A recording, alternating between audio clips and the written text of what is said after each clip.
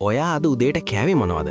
පාන්ද, බනිස්ද, නැත්නම් ඊයේ රෑට කොත්තුවක් දාගෙන කෑවද? ඊට පස්සේ කිරිතේකට සීනි හැඳි 2-3ක් දාලා බිව්වද?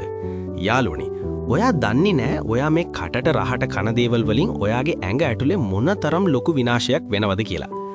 අද ලෝකේ තියෙන භයානකම ඇබ්බැහිවීම හෙරොයින් නෙවෙයි, කොකේන් නෙවෙයි. ඒ තමයි සීනි සහ පාම් පිටි. නිකමට හිතන්න අද ඉඳන් හරියටම දවස් 30ක්. ඔව් දවස් 30ක්. ඔයා සීනි සහ පාම් පිටි කන එක සම්පූර්ණයෙන්ම නැවැත්තුවොත් ඔයාගේ ඇඟට මොකද වෙන්නේ? ඔයා හිතනවා ඇති අපෝ මැරෙයි කලන්තේ හැදෙයි කියලා. නෑ. ඔයාට වෙන්නේ ඔයා හීනකින්වත් නොහිතන දෙයක්.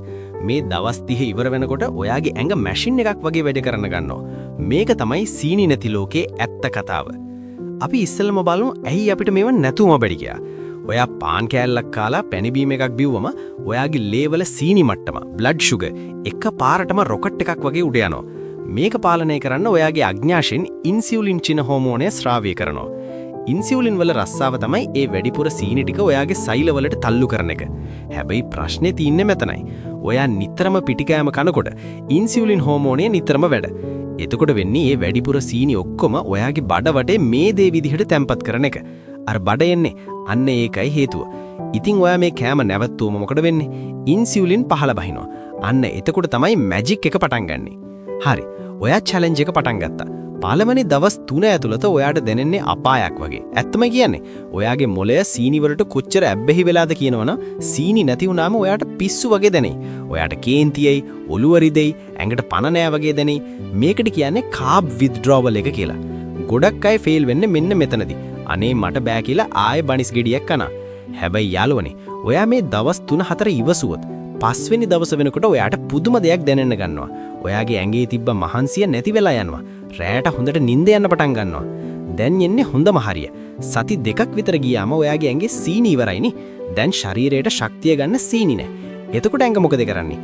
ඇඟ පටන් ගන්නවා ඔයාගේ බඩ වටේ ඉන වටේ එකතු වෙලා තියෙන පරණ මේදේ ෆැට් දිය කරලා ශක්තිය ගන්න. අන්න ඒකට අපි කියනවා ශරීරය ෆැට් බර්නින් මැෂින් එකක් වුණා කියලා. ඔයා ව්‍යායාම කළේ නැතත් ඔයාගේ බඩ බහින්න පටන් ගන්නවා. ඔයාගේ මූණේ තියෙන ඉදිමුණු ගතිය නැති වෙලා යනවා. හකුපාත් පේන්න ගන්නවා. ඔයාට කණ්ණාඩියෙන් ඔයාවම දැක්කම පුදුම හිතේ. විශේෂයෙන්ම ඔයාගේ ඇස් පේනිමක හැදිලි වෙනවා. හමේ තියෙන කුරුලෑ අඩි වෙලා මූණ පැහැපත් වෙනවා. මොකද සීනි කියන්නේ හම නරක කරන ප්‍රධානම හතුරෙක්. ශරීරයේ වගේම ඔයාගේ මොළයටත් මේක දැනෙනවා. ඔයාට දවල් කෑවට පස්සේ නිදිමත එනව නේද? අන්නේ ෆුඩ් කෝමා එක සම්පූර්ණයෙන්ම නැති වෙලා යනවා. පාම් පිටි සහ සීනි නැති වුණාම මොළයට ලැබෙන ලේ ගමනාගමනය ක්‍රමවත් වෙනවා.